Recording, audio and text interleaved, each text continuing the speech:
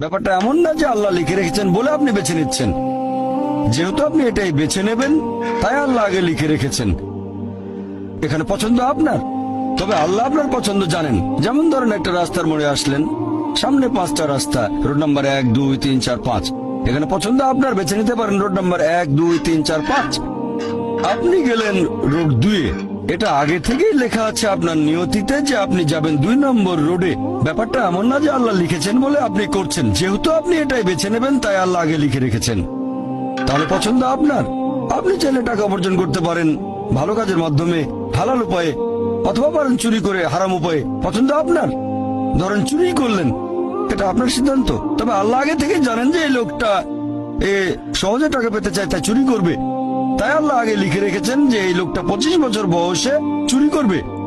এখানে দোষটা কার? দোষ আসলে আপনার। তবে আল্লাহর আছে ইলমে গায়েব, তাই তিনি আগেই লিখে রেখেছেন।